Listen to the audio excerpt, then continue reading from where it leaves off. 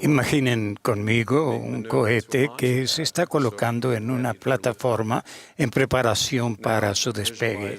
Ahora imaginen que se enciende. El combustible, ardiendo en forma controlada, se convierte en gas caliente y es expulsado, proveyendo el empuje necesario para impulsar el cohete al espacio. Por último, piensen en la carga útil o cargamento en lo alto del cohete. El valor de la carga se manifiesta por completo cuando llega donde tiene que estar y funciona como debe. Uno no necesita ser un genio para apreciar que un costoso satélite de comunicaciones globales tiene poco valor si permanece en un almacén. La misión del cohete es únicamente distribuir la carga. Esta noche quisiera comparar el sacerdocio que poseemos a un cohete y la oportunidad de beneficiarnos del poder expiatorio del Salvador a la carga útil que el cohete lleva. A causa de su sacrificio expiatorio, Jesucristo tiene el poder y autoridad para redimir a la humanidad.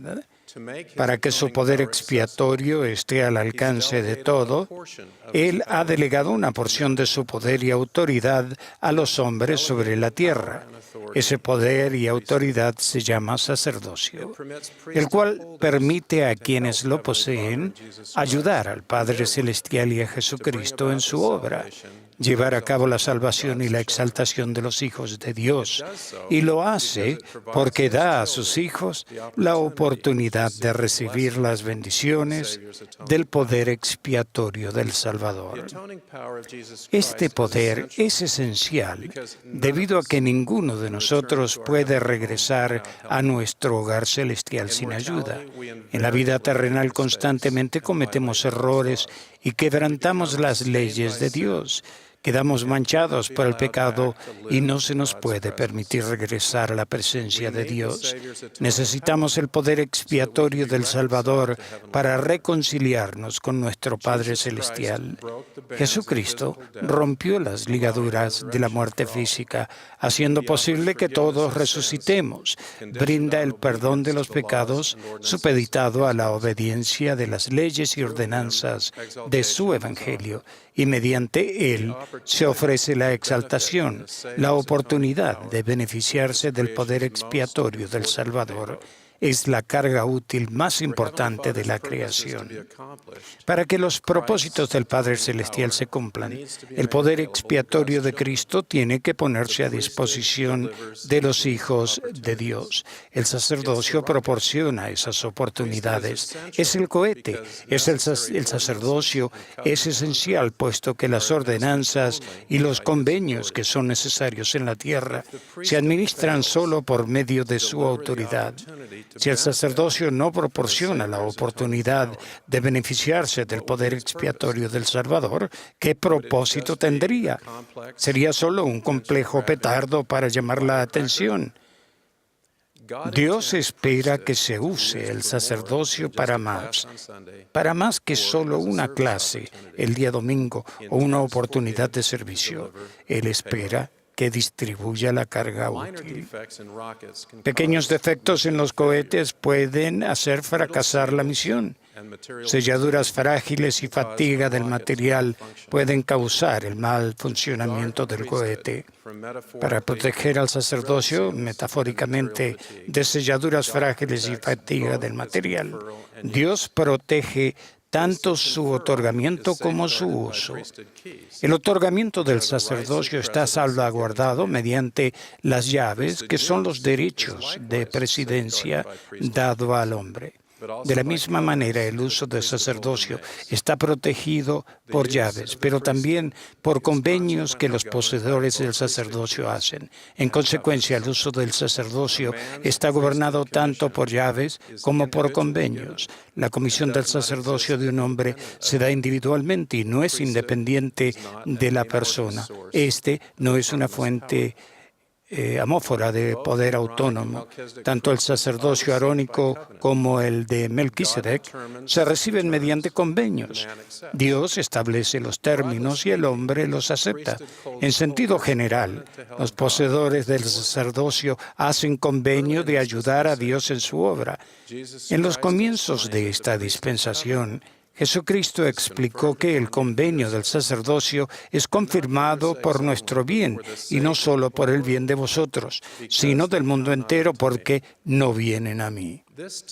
Eso enseña que el propósito del sacerdocio es invitar a otras personas a venir a Cristo, ayudándolas a recibir el Evangelio restaurado.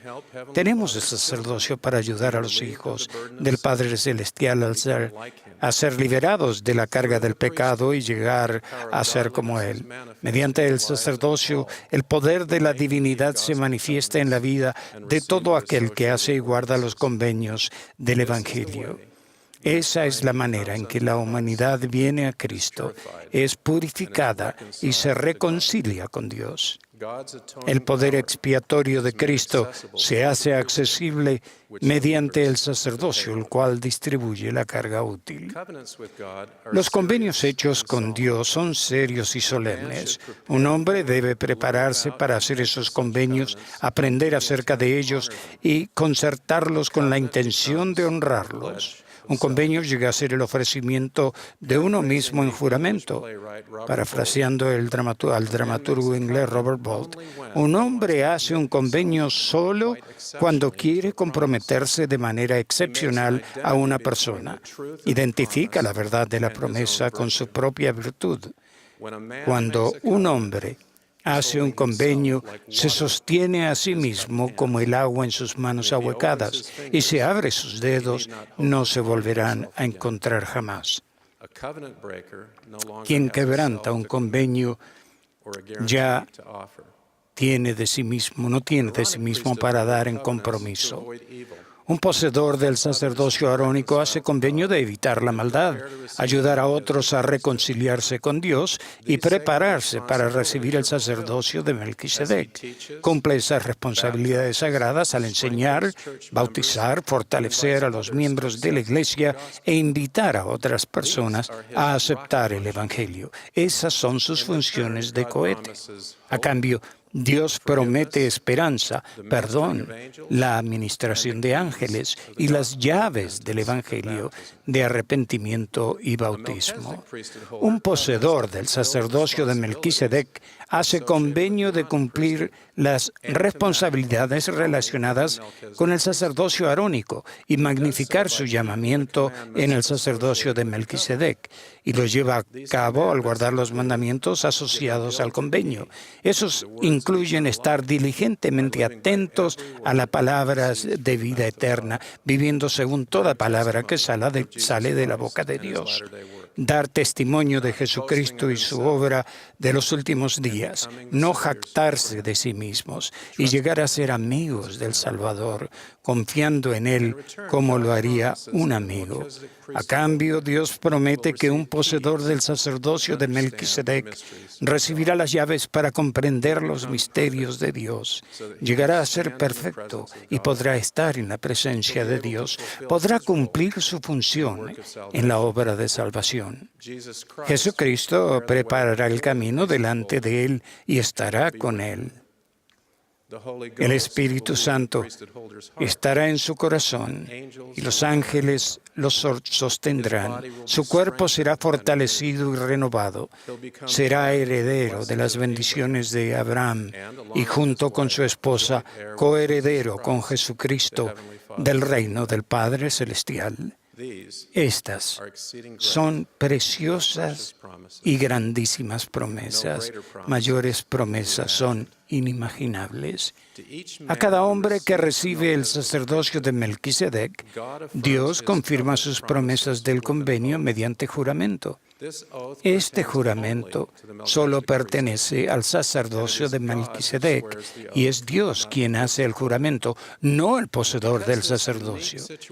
Debido a que esta situación singular incluye su poder y autoridad divinos, Dios usa un juramento y utiliza el lenguaje más enfático posible para asegurarnos la naturaleza vinculante e irrevisible de sus promesas. Violar los convenios del sacerdocio y abandonarlos totalmente traerá serias consecuencias. Considerar un llamamiento en el sacerdocio de manera trivial o con apatía es como introducir la fatiga de material en el componente de un cohete. Pone en peligro el convenio del sacerdocio porque puede conducir al fracaso de la misión. La desobediencia a los mandamientos de Dios rompe el convenio. A quien rompe el convenio de forma permanente y no se arrepiente, se le retiran las bendiciones. Hace algunos años llegué a comprender más plenamente la relación entre el cohete del sacerdocio y la carga útil de la oportunidad de beneficiarse del poder expiatorio de Cristo. Cierto fin de semana tenía dos asignaciones. Una era crear la primera estaca en un país y la otra era entrevistar a un hombre joven y, si todo estaba en orden, restaurarle el sacerdocio y las bendiciones del templo. El joven, que tenía 30 años, se había unido a la iglesia cuando era adolescente. Había servido una misión honorable, pero al regresar a casa se desvió del camino y perdió su membresía en la iglesia. Después de unos años volvió en sí y, con la ayuda de los líderes del sacerdocio, llenos de amor y miembros benévolos, se arrepintió y fue readmitido en la iglesia por medio del bautismo. Después solicitó que se le restauraran el sacerdocio y las bendiciones del templo. Hicimos una cita para el sábado a las 10 de la mañana en una capilla. Cuando llegué para las entrevistas que debía realizar más adelante, él estaba allí. Él no podía esperar. Estaba deseoso de tener el sacerdocio. Durante la entrevista le mostré la carta que explicaba que el presidente Thomas S. Monson había revisado personalmente su solicitud y autorizado la entrevista. Ese joven, que siempre se mantuvo estoico, lloró. Entonces le dije que la fecha de nuestra entrevista no tendría ningún significado para él. Me miró asombrado. Le informé que después de que le restaurara las bendiciones, su cédula de miembro solo mostraría sus fechas originales de bautismo, confirmación, ordenación al sacerdocio e investidura. Otra vez se emocionó. Le pedí que leyera de Doctrina y Convenios. He aquí, quien se ha arrepentido de sus pecados es perdonado, y yo, el Señor, no los recuerdo más. Por esto podréis saber si un hombre se arrepiente de sus pecados. He aquí, los confesará y los abandonará. Sus ojos se llenaron de lágrimas por tercera vez. Luego puse mis manos sobre su cabeza y, en el nombre de Jesucristo, mediante la autoridad del sacerdocio de Melquisedec y con la autorización del presidente de la iglesia, le restauré el sacerdocio y las bendiciones del templo. El gozo que los dos sentimos fue profundo. Él supo que una vez más estaba autorizado a poseer y ejercer el sacerdocio de Dios. Supo que las bendiciones del templo otra vez estaban en plena vigencia. Caminó con alegría e irradiaba una luz de felicidad. Me sentí muy orgulloso de él y percibí lo orgulloso que el Padre Celestial estaba de él también. Luego se organizó la estaca. La reunión estaba llena de santos fieles y entusiastas y se sostuvo una maravillosa presidencia de estaca. Sin embargo, para mí, la histórica ocasión de organizar esa primera estaca de un país fue superada por el gozo que sentí al restaurarle las bendiciones a este joven. Me he dado cuenta de que el propósito de organizar una estaca o de usar el sacerdocio de Dios de la manera que sea es asistir al Padre Celestial y a Jesucristo en su obra, proporcionar a cada hijo de Dios la oportunidad de lograr la redención y la exaltación. Al igual que el cohete, cuyo objetivo es distribuir la carga útil, el sacerdocio proporciona el Evangelio de Jesucristo, permitiendo que todos realicen realicen convenios y reciban las ordenanzas relacionadas con ellos. La sangre expiatoria de Cristo puede entonces surtir efecto en nuestra vida al sentir la influencia santificadora del Espíritu Santo y recibir las bendiciones que Dios promete. Además de obedecer las leyes y ordenanzas del Evangelio, los invito a hacer y cumplir los convenios del sacerdocio. Reciban el juramento de Dios y sus promesas. Magnifiquen sus responsabilidades en el sacerdocio y ayuden al Padre Celestial y a Jesucristo. Utilicen el sacerdocio para ayudar a proporcionar a otra persona la oportunidad de beneficiarse del poder expiatorio del Salvador.